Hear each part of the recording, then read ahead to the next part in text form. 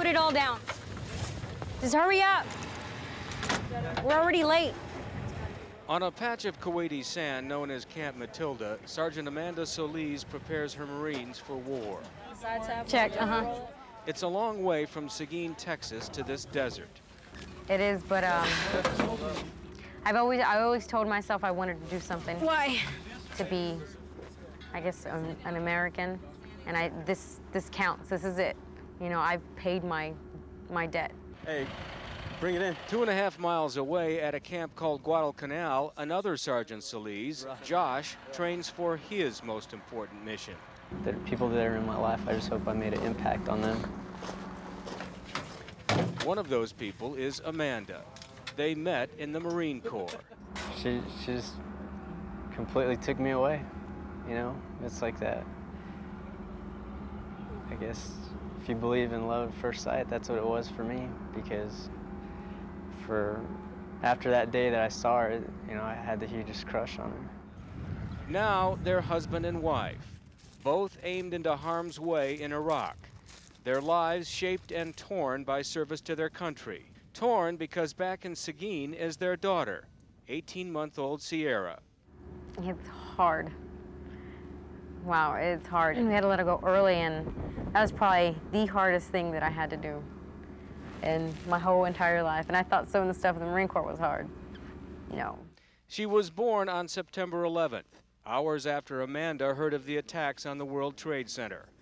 Josh was in Australia on duty, ultimately on the way to Afghanistan. I thought, what if I don't come back?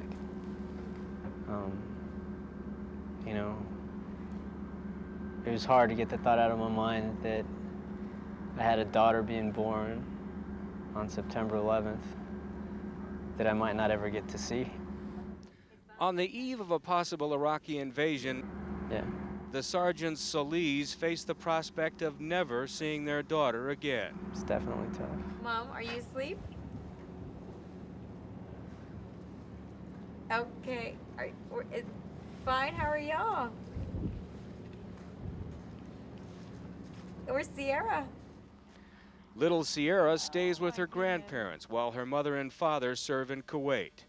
Before they left, they gave conditional power of attorney to her grandparents. If we both don't come back, then my parents have custody of Sierra. If so be it that we don't come back. I was going to write a letter, but I'm not going to do it because I know I'm coming back. There are no tears in this family. I just want to do something where Sierra would be proud, you know, to say that's my dad out there. So far, no regrets. To me, what we're doing is right. For them, duty and sacrifice are just synonyms for Marine. Byron Harris, Channel 8 News, Northern Kuwait. Iraqi gun position, unknown type, 2,000 meters out there right now.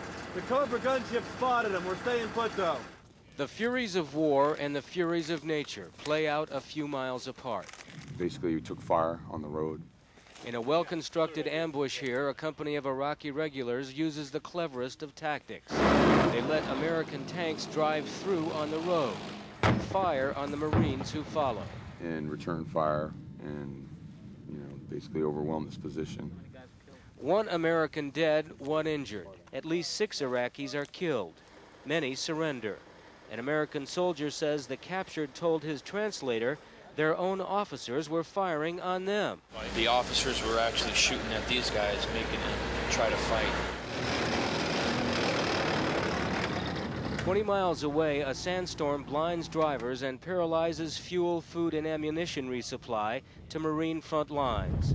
The colonel in charge here, J.J. Pomfret, has a new theory of supply. Establish a base at the front line instead of behind it. Everybody mounted up! As close as we can get. Front line. As the units move through, they get refueled, rearmed, resupplied on the way up. So far, it's working. Right now, we're within 5 kilometers of the front lines. As Americans explode unused Iraqi grenades, this time these civilians slip their usual trap, caught between the two sides of war.